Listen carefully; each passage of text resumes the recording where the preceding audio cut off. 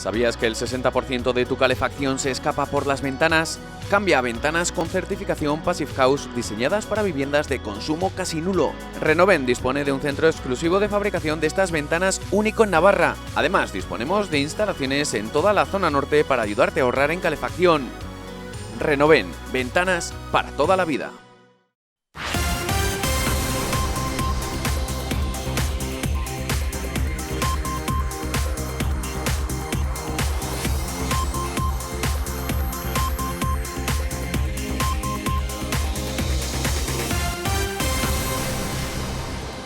Tenemos 15 comunidades autónomas que con fecha de defunción en los últimos 7 días han notificado entre 0 y 2 fallecidos únicamente en los últimos 7 días, para un total de 35 fallecidos con fecha de defunción en estos últimos 7 días.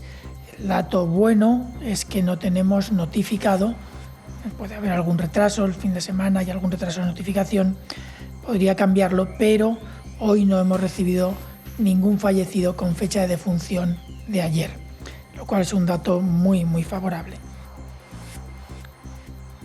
¿Qué tal? ¿Cómo están? Ha llegado la mejor de las noticias. Ninguna muerte en 24 horas en nuestro país. Mientras, la desescalada avanza. El Gobierno ha planteado ya la posibilidad de viajar entre comunidades autónomas en la fase 3, es decir, a partir de este domingo en Navarra, en caso de que lo pidamos y no sea concedido. Se ha mostrado el Gobierno dispuesto a ampliar la movilidad en la sexta y última prórroga del estado de alarma. También el ministro del ramo, José Luis Ábalos, ha confirmado que la cuarentena para turistas internacionales se levantará en Baleares en torno al 21 de junio como prueba piloto. Y este es el mapa de la desescalada que sigue avanzando. A partir de hoy, ya lo saben, el 70% del país está en fase 2. En verde se unen a esta fase Castilla-La Mancha, Comunidad Valenciana, Murcia y Andalucía al completo. En Cataluña todavía quedan algunas zonas en fase 1 y en Castilla y León solo pasa a la segunda fase la comarca del Bierzo. En turquesa, ya lo ven, continúan en el primer peldaño donde también está la Comunidad de Madrid. Y en el otro extremo, quienes por primera vez hoy están en fase 3, en amarillo, Formentera en Baleares y La Gomera, El Hierro y La Graciosa en Canarias. Para subir a ese escalón en Navarra, por ejemplo, pues habrá que esperar una semana más, una tercera fase que, como adelantó ayer el presidente Sánchez, lo van a gestionar las comunidades.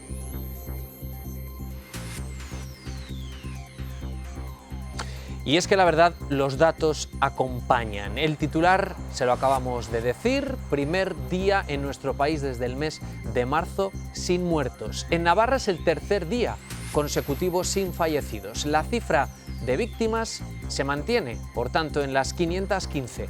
5 personas más han sido diagnosticadas en las últimas 24 horas, con lo que la comunidad foral roza los 5.300 casos. El peor dato de hoy es que una persona ha ingresado en la UCI después de una semana sin nuevos ingresos en las unidades de cuidados intensivos. Primer día sin fallecidos con coronavirus en España, primer día en nuestro país. Sanidad no ha notificado ninguna muerte, algo que no ocurría desde marzo. Así, la cifra de fallecidos se mantiene igual que ayer en las 27.127 personas. Buena noticia que también se traslada a los nuevos casos, y es que en la última jornada solo se ha diagnosticado 71 personas. El total, ya lo ven, algo más de 239.000. Son cifras que impresionan, pero si algo parecen demostrar es que la incidencia continúa bajando.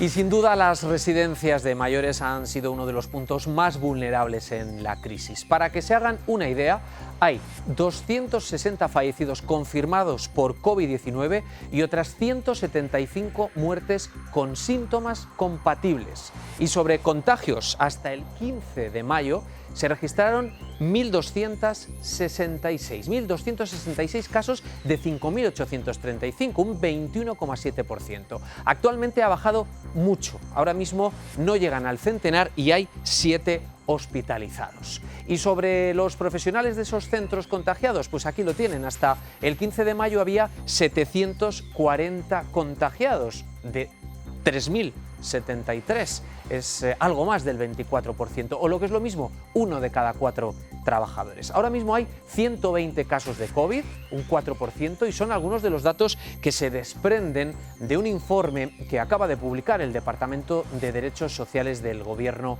de Navarra. Precisamente el Ejecutivo ha ofrecido hoy todos los datos como un paso previo de una auditoría con la que se quiere profundizar en la gestión realizada durante la crisis sanitaria en las residencias de mayores, una gestión que se ha defendido junto con los representantes del sector. El Gobierno de Navarra quiere desterrar cualquier sombra de sospecha sobre la atención que se ha ofrecido a la población vulnerable al virus. Ciertas informaciones de desacreditación de las residencias, hacer pensar a la población que, bueno, pues que sobre las residencias que no había control o que se estaba dando un trato que no era el adecuado. Y para ello se ha rodeado de las dos grandes asociaciones que gestionan 64 de las 71 residencias de mayores. Se ha trabajado desde la faceta humana y de cariño incansablemente para intentar dar normalidad en la vida de las personas residentes, dentro de una situación fuera de lo normal. Ha sido tremendamente injusto la estigmatización que ha sufrido el sector a lo largo de estos meses de pandemia. En 37 de 71 centros no se han registrado ningún caso de COVID.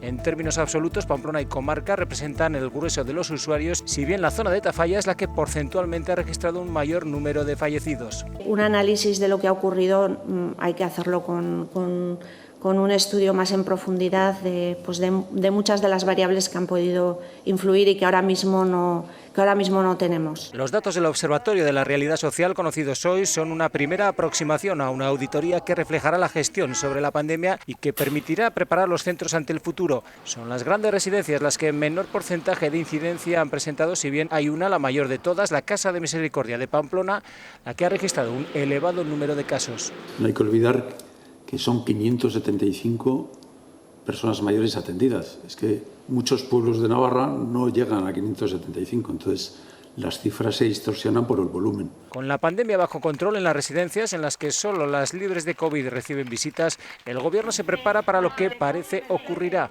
Estar también mejor preparados para la próxima pandemia que ocurrirá también. Se calcula que dentro de 17 años, 1 de cada 4 navarros tendrá más de 65 años. Bueno, pues desde hoy ya se pueden realizar visitas muy esperadas, las que hemos visto esta mañana en algunas de las residencias de mayores en la comunidad foral. Aunque solamente pueden hacerlo las que no tengan casos COVID ni residentes en cuarentena, hoy hemos estado precisamente en uno de esos centros y sin duda había muchísimas ganas de reencontrarse en persona con padres y abuelos a los que muchos no veían desde hacía casi 3 meses. Esta imagen se sigue repitiendo en muchas residencias de Navarra. Ha salido aquí para hablar con los vecinos y que amigos hay pocos. A partir de hoy, todos los centros de mayores sin residentes positivos ni en cuarentena comienzan su propia desescalada. En esta residencia de Estella, San Jerónimo, no solo se podrán hacer visitas a través de la verja, sino que también a través de este módulo. Vean. Hola, buenos días. Vale, a ver a la abuela, ¿verdad? Sí. Después de 3 meses sin poder entrar a la residencia para visitar a su abuela, hoy lo hacen con estrictas medidas de seguridad y de manera diferente. Mira, Maricruz. Hombre. ¿Qué pasa? Hola. ¿Qué tal? Muy bien. Alegría de poder verla, la verdad. Ya que tanto tiempo sin verla, pues al final con todo este tema te preocupas, ¿no? Poder tocarla con el plástico, aunque sea, pero muy contento y muy alegre. Es un encuentro muy emotivo porque bueno, pues las familias y los residentes están a deseo de encontrarse, ¿no? y de tener esas conversaciones que tenían ahí pendientes. Un local íntimo, cálido, digno, ¿no? Pues para poder tratar a las personas desde nuestro modelo de atención centrado en la persona. Hombre, impacta, la verdad que impacta, porque al final estar acostumbrado a entrar por la puerta directamente y tener que venir aquí y ver todo esto montado, pues al principio impacta. Poder sentir, ¿no? el calor de tu familia tan cerca.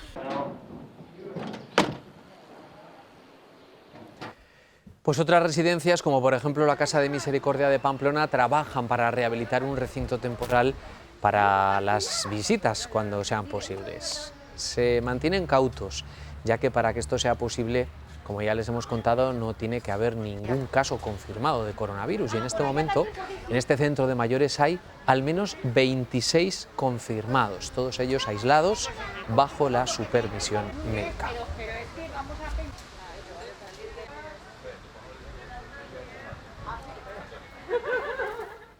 Inés Francés, directora de la Agencia de Autonomía y Desarrollo de las Personas del Gobierno de Navarra, muy buenas tardes. Buenas tardes. ¿Qué siente cuando ve estas imágenes? Pues, hombre, pues una alegría inmensa en el sentido de que las personas mayores llevaban mucho tiempo aisladas en los centros, aisladas con el calor de los profesionales que les han estado brindando todo su apoyo, pero lógicamente con el deseo de poder ver a sus familias. Entonces es un paso adelante, no solamente en ese reencuentro, sino también algo que va a ayudar a la recuperación de la situación física y psicológica de las personas que han estado aisladas, lógicamente. Con lo cual ahora confían en que la gestión va a ser la correcta y todas las familias de una manera u otra acabarán viendo a sus familias. Sí, tenemos que contar, lógicamente, que las medidas restrictivas y de protección van a exigir, lógicamente, que haya una organización y un orden y tenemos que limitar los tiempos para que todos los familiares puedan tener acceso a sus seres queridos. Lógicamente, no van a poder ser visitas con un tiempo de duración indeterminado de momento, ¿no?, en esta fase de la desescalada, en esta fase 2, sino que tendremos que limitar esos tiempos, limitar los espacios, lógicamente, hasta que podamos pasar a unas fases en las que estas medidas un poco se flexibilicen. Pero el objetivo es que a lo largo de la primera semana el mayor número posible de familiares puedan ver a las personas mayores que están en los centros, en los que se puede permitir las visitas. La última vez que usted y yo charlamos en este programa la situación era bien distinta. Estábamos poco menos que en el pico, en una situación complicada donde en las residencias pues también es verdad que se estaban viviendo momentos muy complicados. Ahora con la tranquilidad, con el paso del tiempo, con una situación mucho mejor que la de entonces, ¿cuál es la valoración que hace usted? ¿Se podía haber hecho algo distinto en las residencias? Siempre se puede hacer algo distinto, siempre se puede hacer algo más. El tema es que hemos ido poniendo las medidas en función de los conocimientos que teníamos.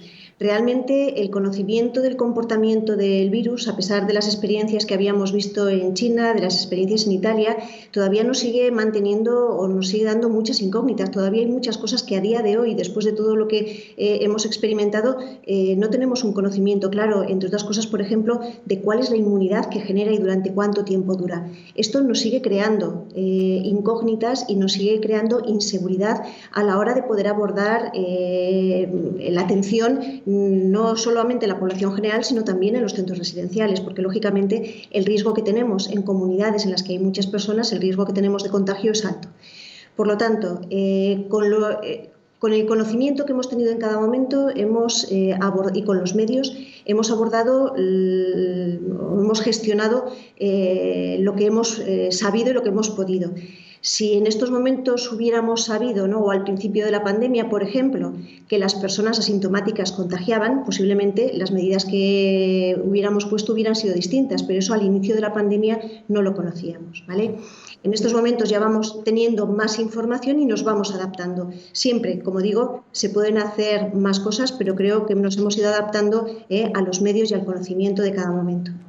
Hoy hemos visto a la consejera ofrecer esa rueda de prensa con representantes del sector, que algunos de los que estaban precisamente en esa mesa vertieron acusaciones muy duras aquellos días, y no sé si con el paso también de los días ustedes han llegado a detectar diferencia entre la gestión, entre las de ámbito público y las residencias de las de ámbito privado. ¿Tienen esos datos? No, precisamente el informe que hemos planteado y que hemos sometido a exposición pública en estos momentos es un informe sobre todo descriptivo básico de los datos que tenemos. La consejera Maeztu ya ha anunciado esta mañana que se ha encargado una auditoría externa para que nos pueda ayudar a evaluar cuáles han sido los factores que han hecho que en unas residencias el número de contagios haya sido muy alto y en otras no.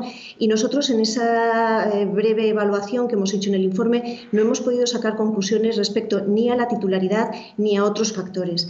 El único elemento que sí parece tener una relación clara en cuanto a la incidencia en los centros residenciales ha sido precisamente la mayor incidencia en el área donde se encontraban esos centros.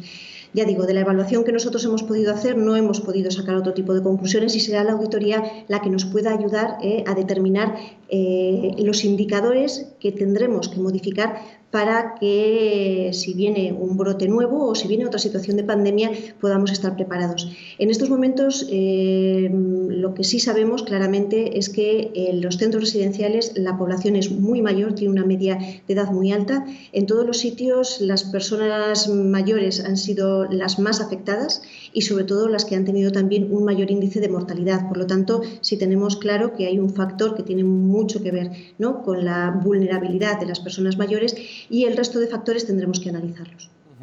Pero ese dato seguramente que después de la auditoría lo tendrán. Esperemos. Desde luego la auditoría lo que pretende es identificar qué elementos tenemos que modificar, cambiar, mejorar para que ante otra situación como esta podamos tener los elementos primero de alarma para una detección precoz y después la estructura y los medios necesarios para poderle hacer frente con unos resultados mejores que los que hemos tenido en esta ocasión. En nuestra comunidad no hemos hablado de este tema porque aparentemente no ha habido casos, pero en otras comunidades se está cuestionando el protocolo elegido para enviar a una persona mayor a una UCI, por ejemplo. ¿En la Comunidad Foral de Navarra se ha enviado a todos los casos o cuál era el protocolo aquí? Eso lo tendrán que preguntar a las autoridades sanitarias, pero lo que sí teníamos un protocolo desde el principio que se elaboró por el Departamento de Salud, de acuerdo al Departamento de Derechos Sociales de forma conjunta, es cuáles sean los criterios clínicos que deben determinar dónde había que atender a una persona en función de su situación de gravedad, de su situación clínica y en función también de los medios que tenía el entorno para tener un aislamiento adecuado, lo mismo que en su domicilio. Por lo tanto, en ese protocolo lo que se establecía es que en función de que la clínica fuera leve, moderada o grave, esa persona se le derivaría a un entorno hospitalario o sería atendida bien por su médico de primaria o bien con hospitalización a domicilio como se ha atendido a otras personas en el entorno domiciliario. También es verdad que establecía unos criterios en cuanto a personas que pudieran tener una situación de gravedad importante basal y en las que pues, no tendrían criterios de ingreso en UCI, pero ni por esta pandemia ni por ningún otro motivo. Por lo tanto, el protocolo establecía claramente cuáles eran los criterios que debería reunir una persona para ser atendida en los diferentes niveles asistenciales y, desde luego, ninguno de esos criterios, la edad era un limitante. De esa auditoría puede que salga también el diseño de cómo van a ser las residencias del futuro, o a día de hoy, por lo menos usted ya tiene una idea del cambio. No solo yo, sino que todo el departamento llevamos trabajando ya desde hace un par de años en un decreto de autorizaciones que también se presentó el pasado viernes, en el que sí que se establecen una nueva forma en el modelo de atención en los diferentes servicios sociales, sobre todo residenciales y de centro de día, también en los ambulatorios. Y esa nueva fórmula, aunque tiene que ver también con la estructura de los espacios, tiene mucho que ver con el modelo de intervención, con el modelo de atención. La pandemia lo que nos ha empujado, si queremos, un poco más o ha venido a corroborar que verdaderamente es necesario un cambio en la estructura de los servicios. Servicios que, por otra parte, en relación a los centros residenciales, tenemos que pensar que tenemos que ir ya a más habitaciones individuales y no habitaciones, por ejemplo, dobles, que es algo que el decreto establece, un elemento que beneficia o impide que haya o disminuye el riesgo de contagios, pero que desde luego es una demanda social en la que las personas cuando quieren ir a una residencia pues prefieren estar en una habitación individual y no en una habitación compartida, por ejemplo. El modelo que propugnamos en cuanto a la estructura de los centros también establece, por ejemplo, o aboga por unidades convivenciales más pequeñas. Independientemente del número de plazas que pueda tener una residencia, sí que las personas que convivan lo puedan hacer en grupos más pequeños. Y además que estén atendidos de una forma más o menos constante por el mismo personal, de forma que el personal no sea únicamente unos profesionales que proporcionan cuidados básicos y atenciones, sino que también estén o puedan acompañar a la persona en su proyecto vital. En definitiva, lo que propugna el modelo es cambiar o pasar de un modelo más asistencial, como hemos venido trabajando hasta ahora, que no se ha venido trabajando mal, pero verdaderamente la sociedad lo que nos está pidiendo en estos momentos y las personas mayores es que les ayudemos a continuar con su proyecto vital en los centros residenciales cuando no pueden seguir en sus domicilios. Muy bien, pues muy interesante desde luego, porque a ese futuro con un poco de suerte estamos destinados todos, con lo cual el trabajo que se haga bien ahora, a algunos se lo vamos a agradecer. Mucha suerte. Sí, a vosotros. Muchas gracias, Inés. Bueno, pues vamos a seguir buscando pues otros asuntos de la actualidad, porque vamos a hablar también de otros reencuentros, el de algunos alumnos, que seguramente que no les ha gustado tanto como ver a la familia en las residencias. Algunos alumnos de segundo de bachillerato han vuelto a las aulas de manera voluntaria, eso sí, para ello han adoptado distintas medidas de seguridad y de higiene. Nos hemos acercado al Instituto Alaitz para ver cómo han llevado esto a la práctica. Los pasillos de algunos institutos navarros, como este en el que nos encontramos en el IES Alaitz, van a volver a albergar alumnos, exclusivamente los de segundo de bachillerato y de manera voluntaria, que vuelven a las aulas a hacer repaso de algunas de las materias de cara a selectividad. Han pasado casi 80 días, los estudiantes la vuelta la veían Es necesario venir para hacer repaso presencial y eso. Porque dentro de un mes se enfrentan a las pruebas de acceso a la universidad. De momento regresan de manera voluntaria al instituto. Creo que es mucho mejor porque tienes el contacto del profesor para cualquier duda. Como el primer día en un centro, hay que aprenderse el recorrido, circuito de entrada para ir a su aula cada alumnado, y adquirir nuevo material escolar. Tienen todos gel en clases, hidroalcohólico, también tienen mascarillas a su disposición en el caso de que no las traigan. Y nada de recreo ni de compañero de mesa, 15 alumnos máximo por aula, con reestructuración de calendario y horario. Estarán viniendo igual el 10 o el 15% del alumnado del centro, o sea, unos 30 o 50 alumnos. Y eso repartidos a lo largo de todos los días en horas distintas. Y el horario, que normalmente es de 8:15 a 3 de la tarde, pues ahora será de 9 a 1. De modo que el alumnado esté, digamos, el mínimo tiempo posible dentro del centro, o sea, que no tenga horas libres intermedias. A partir de hoy y de manera escalonada, 32 son los centros que podrían abrir sus puertas en la comunidad foral, lo que no quiere decir que todos vayan a hacerlo. Hay centros en los que los alumnos han preferido seguir estudiando de manera online. María Jesús Gastesi, directora del Instituto de Educación Secundaria Plaza de la Cruz. Muy buenas tardes. Hola, buenas tardes. ¿Ya tienen todo preparado? Sí, ya tenemos todo preparado. Están las aulas dispuestas con 15 puestos cada una, el gel hidroalcohólico, el líquido desinfectante. Las mesas están separadas los 2 metros que nos exigen las instrucciones. Y bueno, pues tenemos ya todo listo para que se incorporen unos 80 alumnos que ya han confirmado su asistencia a partir del lunes que viene al instituto para repasar estas pruebas de la selectividad de la EBAU. ¿Cómo va a ser el protocolo en las aulas? Bueno, vamos a ver, nosotros hemos dispuesto un calendario que va a ser cada materia que tiene que preparar para la EBAU va a tener una sesión de 1h30, 2 días a la semana. Entonces el alumnado va a estar fijo en su clase y en su puesto, en su pupitre correspondiente, y serán los profesores, según el horario que hemos determinado, los que irán pasando por las aulas para atenderlos y impartir la clase que corresponde. Esto en cuanto a la jornada de mañana. Claro, bueno, entre sesión y sesión hemos preparado también un descanso de media hora. Luego, como hay alumnado que no va a asistir presencialmente, por la tarde se les atenderá también online. Bueno, eso ya quedarán de acuerdo los alumnos con los profesores que les tengan que dar clase para ver cuándo se conectan y cómo llevan a cabo esas clases.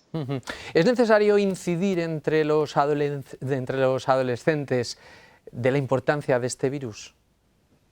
Hombre, yo creo que sí. Yo creo que las informaciones que están llegando desde todos los medios nos tienen a todos en alerta, pero yo creo que la gente joven, igual pues por su impulsividad, bueno, por su edad, por sus características, pues tienden igual a tener menos, a respetar menos las distancias social y demás. Pero bueno, nosotros hemos dispuesto una puerta de entrada, estaremos vigilantes para que mientras entran y mientras salen se respete la distancia y luego, hombre, pues les exigiremos la limpieza de las manos cuando entran y cuando salen, tanto si salen en el descanso como a la entrada inicial y a la salida final. Y bueno, el uso de mascarilla y siempre recordando que es importante que mantengan los 2 metros de distancia entre ellos. Me imagino que, bueno, pues con nuestra supervisión y a base de insistir, yo creo que no tendremos mayores dificultades. La juventud, la verdad es que está siendo criticada desde muchos sectores porque da la sensación de que muchos no le tienen miedo al coronavirus. ¿Dónde hay que incidir? ¿Qué responsabilidad tenemos el resto de la sociedad, no solamente acusando y señalando? Bueno, pues yo creo que informando, dándoles a conocer la gravedad que tiene la enfermedad. Yo creo que los datos que tenemos cada día, que hemos tenido sobre todo en los últimos meses, nos tienen bien concienciados sobre la gravedad que tiene la enfermedad y, por lo tanto, yo creo que tenemos que concienciar en protegernos a nosotros mismos y en proteger a los demás. Yo, además, creo que no solamente es un problema de la juventud el respetar un poco estas normas que nos ponen bastante básicas, ¿no? Sino que yo creo que también a los adultos a veces nos cuesta bastante. Yo creo que es seguir insistiendo, seguir informando y que nos vayamos acostumbrando a estas normas que, claro, son para nosotros tan nuevas que es normal que nos cueste un esfuerzo y que a veces la impulsividad más propia de la gente joven haga que esto sea más difícil. Pero bueno, yo creo que con interés por parte de todos y con insistencia, no solamente con penalizaciones, yo creo que lo iremos consiguiendo. Muy bien, María Jesús, pues muchísimas gracias y mucha suerte en esta novedosa temporada que les va a tocar vivir. Muy bien, muchas gracias. Muchas gracias, muy amable, gracias. Bueno, nosotros vamos a hacer un alto en el camino, pero antes les tenemos que contar que volvemos a estar de estreno en esta casa. Mañana estrenamos a partir de las 10:30 de la mañana este programa, La Sala de Margarita, que llevará hasta sus casas iniciativas didácticas destinadas al alumnado de primaria en las que han colaborado varios centros educativos navarros durante el confinamiento. Un programa promovido por el Departamento de Educación del Gobierno de Navarra en el que los centros se han convertido en los creadores de contenido didáctico. Venga, vamos allá. En Navarra Televisión de martes a viernes abrimos La Sala de Margarita. Curiosidades, cuentos, historias, música y muchos más contenidos para reforzar todo lo que habéis aprendido en la escuela. Os espero en La Sala de Margarita, un programa en el que vosotras y vosotros sois los principales protagonistas.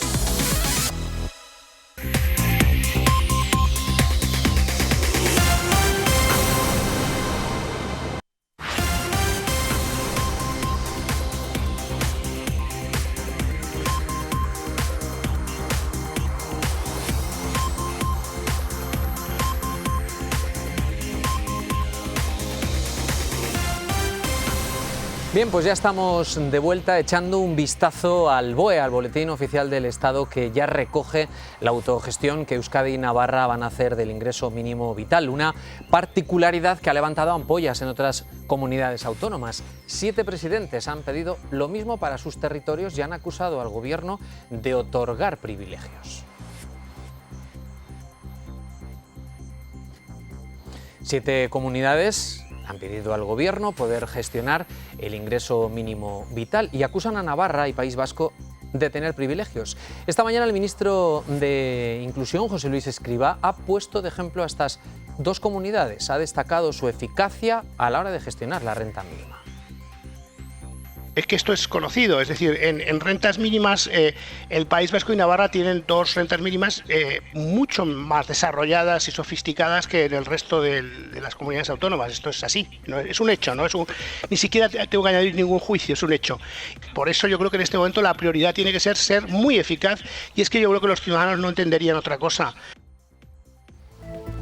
Pero lo cierto es que el Ejecutivo no se cierra a extender la transferencia a otros territorios. De hecho, en el BOE también se especifica que a partir del próximo año se estudiarán posibles convenios con las comunidades autónomas.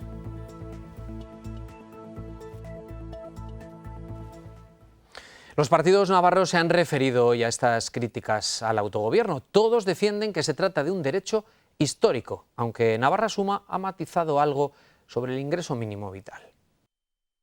No va a significar un euro más para las personas más vulnerables. Por lo tanto, que no nos vendan gato por liebre. Nos vamos a ahorrar una parte de lo que estábamos pagando en nuestra renta garantizada. Me quedo con que también Javier Lambán está defendiendo a su comunidad y que también ha aprobado y ha apoyado siempre la especificidad que tiene Navarra dentro de la Constitución.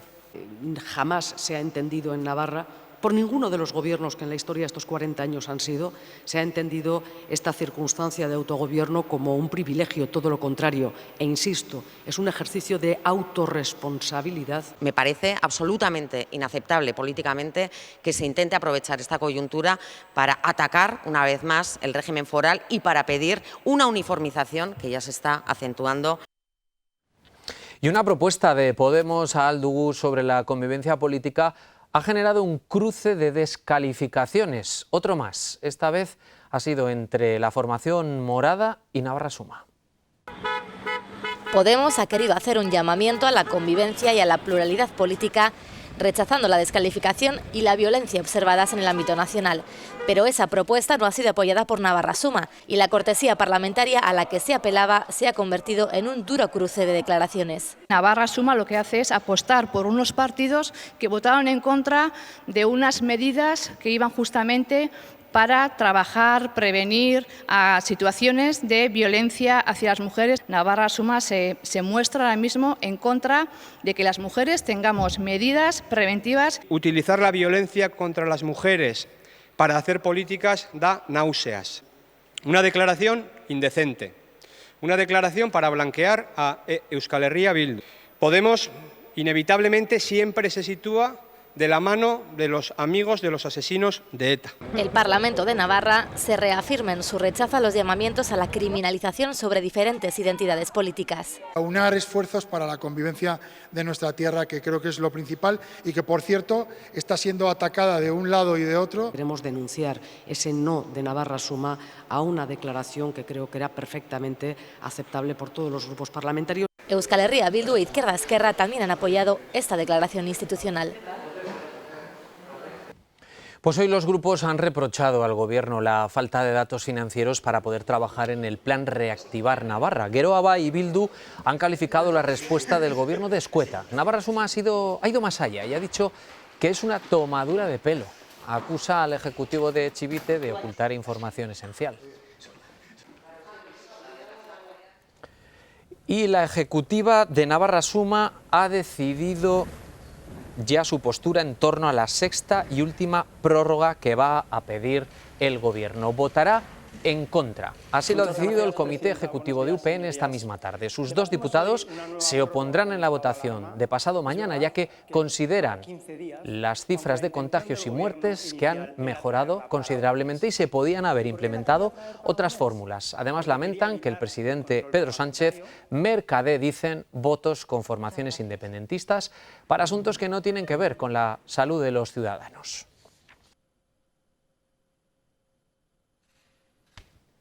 Eso será el miércoles en el Congreso y estaremos muy pendientes, como todos los medios de comunicación de este país. Sandra Golpe, periodista de Antena 3 Noticias, muy buenas tardes. ¿Qué tal, Roberto? Buenas tardes a ti y a todos los espectadores, ya de paso, de Navarra Televisión. Claro que sí. Muy bien, el miércoles digo todos pendientes. ¿Crees que será la última prórroga de verdad? Yo creo que sí. Y de hecho, esta va a ser, digamos, ya cogida con pinzas, porque como sabéis, bueno, ya tiene el apoyo del PNV y ya el Gobierno también cuenta con el apoyo de Esquerra Republicana, con lo cual va a ser fácil mantenerlo hasta el 21 de junio, pero vamos, yo creo que a partir de ahí ya comenzará la nueva normalidad a España. No habrá más prórrogas, me temo. Además, Ciudadanos de momento tampoco ha dicho qué es lo que va a hacer. En este momento ya, digamos que han agotado sus fuerzas y va a ser la última prórroga del estado de alarma. Sandra, ¿cómo has vivido esta actualidad inédita que nos ha tocado vivir? Contar a diario la evolución de la pandemia desde el plató unos y desde casa otros. Bueno, Roberto, me imagino que igual que vosotros, en los servicios informativos desde el minuto 1 hemos estado primero expectantes. Era una pandemia que venía de lejos, que veíamos primero en China como muy lejano, luego ya empezó a acercarse a otros países, la veíamos de cerca en Italia y cuando nos quisimos dar cuenta la teníamos encima y las primeras semanas han sido realmente dramáticas. Aquí en Madrid, que es donde trabajamos, porque ha sido uno de los focos principales de la pandemia, pero bueno, ya vimos que en toda España, ¿no? País Vasco también, La Rioja, los primeros brotes, y luego en la redacción, todo ese trabajo que se nos acumulaba, pues al final acabó también impactando en las redacciones de informativos. Por ejemplo, en Antena 3 Noticias, ¿qué pasó? Pues que ante el temor de que nos contagiáramos todos, ¿no? Porque esta ha sido y es una enfermedad que nos ha tocado de cerca a muchas personas, de compañeros, etcétera, etcétera. Entonces se decidió dividir la redacción de Antena 3 Noticias en dos grandes grupos, de manera que había un grupo de redactores, de profesionales, de periodistas, productores, cámaras, etcétera, equipo que estaba en su casa 15 días, mientras otra mitad estaba en la redacción y cuando pasaban 15 días, pues esa mitad que estaba en su casa regresaba a la redacción y viceversa. Los que estaban en la redacción volvían a su casa y luego unos cuantos, unos poquitos, como en mi caso, no hemos estado confinados, Roberto, hemos estado informando todos los días porque, bueno, en mi caso yo tenía que dirigir el informativo y tenía que estar al tanto. Es un informativo que va muy deprisa, estamos todo el rato con ruedas de prensa desde primera hora de la mañana y yo tenía que estar en redacción a las 3 de la tarde, así que he ido conviviendo con unos equipos y con otros, con muchas menos manos al final, pero bueno, estamos satisfechos del resultado. Y a nivel personal, ¿qué has aprendido de esta experiencia? ¿Con qué te quedas? Pues a nivel personal, ¿qué pregunta?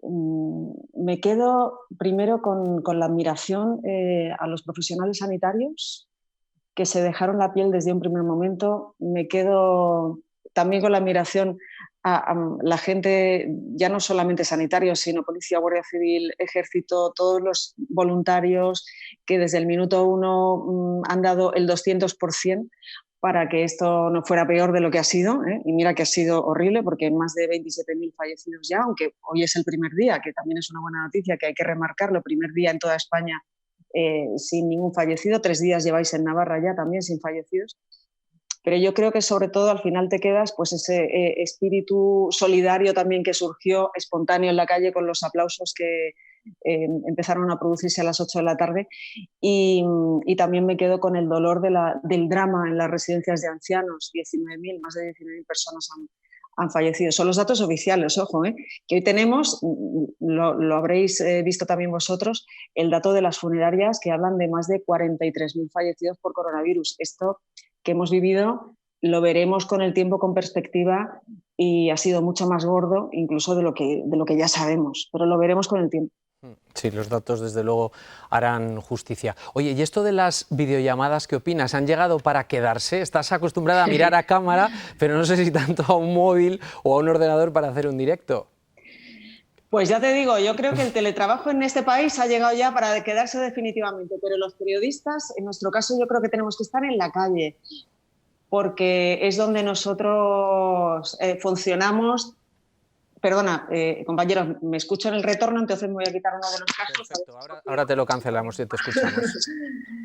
Entonces, bueno, ahora ya se ha solucionado. Que te decía que por supuesto que ha llegado para quedarse el teletrabajo en todas las empresas de este país, pero en el caso del periodista necesitábamos tener los ojos en los lugares. Antes nos estaba vetado, ¿no?, llegar a muchos sitios que eran noticia, y nosotros tenemos que seguir donde tenemos que estar, que es contando la noticia en el lugar en el que se produce. Pero sí, efectivamente, ha sido muy complicado.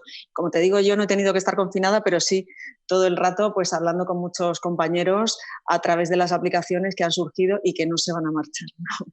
Me temo que no. Bueno, me temo que no, y al final será bueno y todo, ya te digo. Seguramente. Porque no estábamos acostumbrados y... Aquí hay que darle la vuelta a las cosas. Sí. Así es. Sí. Oye, Sandra, ya han estado con nosotros en este programa Elena Resano, Pedro Blanco, y la semana pasada cuando te llamé resulta que me contaste que eras compañera de promoción de los dos aquí en Navarra. Pues sí, los dos somos de la misma promoción. Yo quiero mucho a los navarricos porque pasé ahí 4 años maravillosos y me encontré con compañeros que son amigos, como es el caso de Pedro Tudelano o de Elena, que es de ahí de Pamplona. Y sé, por cierto, que tenéis en Navarra Televisión a una compañera muy querida nuestra, que es Blanca Basiano, a quien le mando un beso desde aquí muy fuerte, porque fue una gran pérdida para Antena 3 Noticias, era uno de nuestros bastiones en Cataluña y ahora la tenéis ahí informando. Pero sí, hay muchos compañeros de Navarra trabajando en los servicios informativos, porque es verdad que de ahí han salido grandes maestros del periodismo y es algo que llevamos a gala, no te creas tú. Sí. Eso está muy bien. Sandra, un placer. Gracias por habernos abierto la ventana literalmente de tu casa en un tiempo también de descanso, porque la mañana es muy dura, sabemos cómo es el directo y cómo son los informativos a mediodía. Aquí trabajamos todo el día, Roberto. Muchas gracias. Ya sabes tú que esto del periodismo es que no acaba. Tú llegas a tu casa y sigues ahí con las llamadas y demás. Un abrazo muy fuerte, enhorabuena por vuestro trabajo y gracias a los navarros por seguir Antena 3 Noticias, que somos el informativo más visto de España, y esto es un orgullo muy, muy grande y sabemos que nos veis muchos desde allí. Enhorabuena, Sandra, desde luego, porque esto es cuestión de trabajo, no hay muchas más claves. Desde luego. Gracias, Sandra, un beso, gracias. Hasta luego. Bueno, pues vamos a dar un último vistazo ya a la actualidad que nos quedaba, porque vuelve la normalidad. Lo hemos estado viendo en los últimos minutos, vuelve también a operar la oficina de expedición del DNI y la oficina de extranjería. Ambas van a dar servicio de manera gradual y progresiva y van a atender únicamente con cita previa. Ya lo ven, eran muchos los que esperaban ser atendidos en la oficina de extranjería. En cambio, no había esperas en la oficina para renovar DNI o pasaporte. De todas formas, para evitar aglomeraciones será fundamental pedir cita previa, acudir a la hora y, en caso de tener alguna duda, llamar por teléfono y no acudir de manera presencial a las oficinas.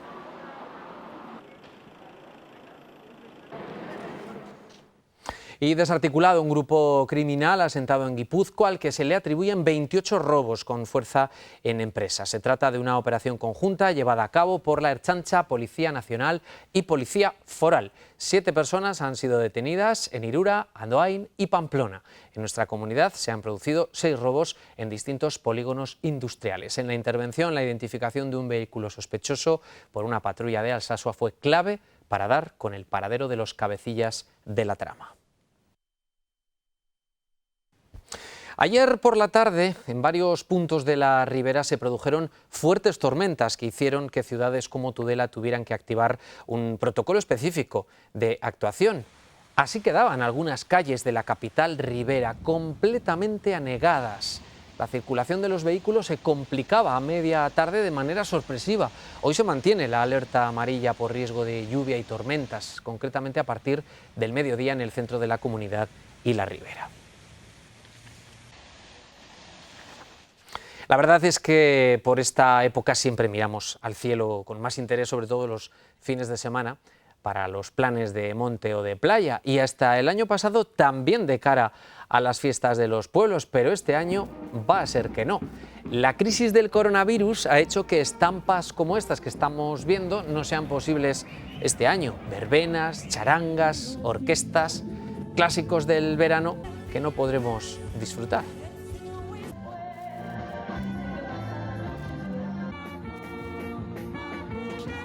Javier Serrano, Orquesta Meteoro, muy buenas tardes. Hola, buenas tardes. ¿Cómo miráis vosotros al verano?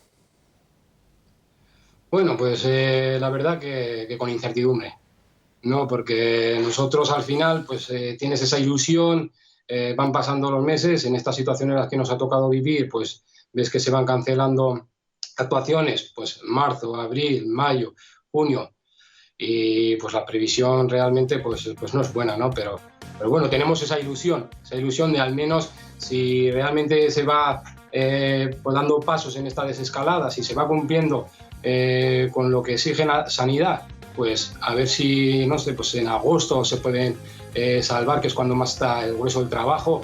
Y bueno, nosotros al final queremos, como todo el mundo dice, pues alcanzar esa normalidad, ¿no? Y trabajar, que es lo que queremos. En vuestro caso, ¿cuántos formáis la orquesta? ¿Cuánta gente os dedicáis pues a rodar durante todo el verano? A ver, nosotros somos una orquesta pues, de formato medio, nosotros somos 8 componentes en escena, luego tenemos técnico de sonido, técnico de luces y luego yo que me encargo un poco de la gestión y de la logística de lo que es la orquesta. Pero al final 11 personas somos los que movemos todo el verano. Claro, y es la primera vez que os enfrentáis a algo así, porque ¿en qué fechas del año aproximadamente vais cerrando la agenda? A ver, el tema con la agenda, en agosto, lo que es agosto, como es cuando más trabajo hay, se cierra pronto. A ver, el problema que tenemos es que al final en este sector dependes mucho del trabajo que has hecho el año anterior. Y oye, pues mira, pues gracias a Dios o por suerte, nosotros llevamos unos años que se están haciendo bien las cosas y este año teníamos una previsión buena de trabajo. Teníamos muchas fechas con contratos y en función a eso tú haces tu previsión. Pues en cuanto a equipo de sonido, que es nuevo, equipo de luces, pues el vehículo, vestuario, todo el trabajo. Entonces tú te haces una idea y claro, pues es que esto como se te escapa de las manos, pues no... Pero bueno, entonces no sé, ahora mismo estamos un poco a verlas venir, pues a ver qué ayudas se promueven, a ver en qué nos podemos ver beneficiados, pero vemos que van pasando pues las fechas y que se van suspendiendo. Javier, ¿os habéis sentido un poco abandonados, un sector al que nadie ha mirado?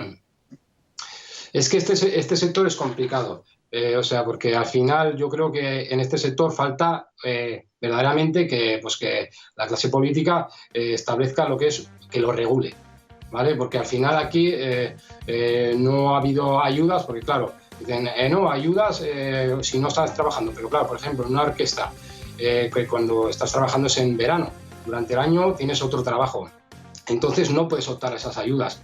Y luego también, como te comentaba, en cuanto a la orquesta como empresa, tú haces una previsión de lo que tienes que invertir y en base a lo que vas a preparar para tu año. Nosotros en este caso un año con bastante trabajo, con mucho trabajo. Entonces tú haces esas inversiones y esas inversiones tienes tu contrato y todo, pero claro, son contratos que se están suspendiendo por causa mayor. Entonces esos contratos no tenemos una ayuda de decir, oye, pues a contratos cancelados tienes esta ayuda. Al final tú te quedas con una inversión que has hecho y sin embargo no te repercute esas fechas se pierden y no sabes qué va a pasar. Claro, con lo cual ahora mismo hay que pensar en el año que viene de alguna manera, porque confiáis en poder trabajar algo durante, bueno, sí, igual en la última parte del verano. Sí. A ver, nosotros confiamos, luego otra cosa es lo que pueda pasar. A ver, es lo que te decía, ¿no? Según en qué fase están poniendo, que ya se puede permitir igual ciertos eventos, que van aumentando aforos. A ver, yo entiendo que con esta crisis sanitaria, pues no sé, San Fermines, que nosotros, por ejemplo, somos una orquesta que llevamos años tocando en San Fermines, pues puede que no sea coherente que se permita esa aglomeración de gente, ¿no? Nosotros lo podemos entender, pero luego hay muchos pueblos que son más pequeños que al final yo creo que pueden cumplir con lo que se exija, ¿no? En cuanto a aforo. Al final yo creo que lo importante es apelar a la responsabilidad de todo el mundo, ser consciente de lo que ha vivido, pero bueno, no sé, es que se pueden actuaciones de 400 personas sentadas cuando pasa la siguiente fase y no se puede en un pueblo, por ejemplo, que igual se juntan 200 personas. Es que, no sé, al final sí, ha salido una noticia que en Aragón se suspendían no sé, faltan 3 meses, oye, ojalá vaya todo bien, igual se puede trabajar, no sé, es que si no se suspende, pues nosotros qué ayuda recibimos o cómo, no sé, tenemos que tener algo claro, o sea, lo peor también es la incertidumbre, que nadie te dice nada. Ya. Pues Javier, que tengáis muchísima suerte, a ver si entre que apelamos al sentido común y que la sociedad se vuelve más responsable, conseguimos que, bueno, pues de alguna manera todo se vaya recolocando, que al final depende de todos y cada uno de nosotros también. Sí, hombre, yo creo que lo importante es que igual empecemos a estar unidos pues con asociaciones como AGE, que es la Asociación General de Espectáculos, y que vayamos todos en la misma dirección, que seguramente si vamos todos en esa misma dirección podremos pues pelear por nuestros derechos y hacernos oír, básicamente. Desde luego. Javier Serrano, muchísimas gracias y muchas gracias a vosotros. Que vaya muy bien. Gracias. Bueno, pues nosotros vamos a terminar ya el programa aquí. Mañana volvemos con más actualidad, con más entrevistas y con más de lo que nos interesa saber. Estamos en fase 2, no sabemos si Navarra va a pedir y va a pasar a la fase 3. Lo importante es seguir haciéndolo bien. Hasta mañana, muy buenas noches.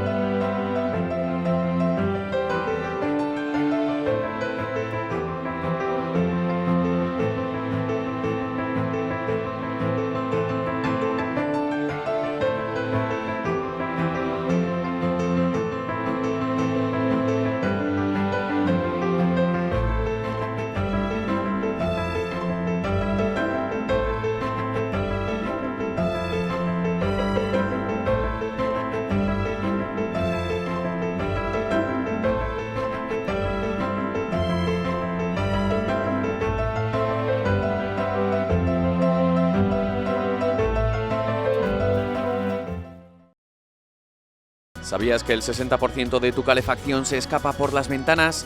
Cambia a ventanas con certificación Passive House diseñadas para viviendas de consumo casi nulo. Renoven dispone de un centro exclusivo de fabricación de estas ventanas único en Navarra. Además, disponemos de instalaciones en toda la zona norte para ayudarte a ahorrar en calefacción. Renoven, ventanas para toda la vida.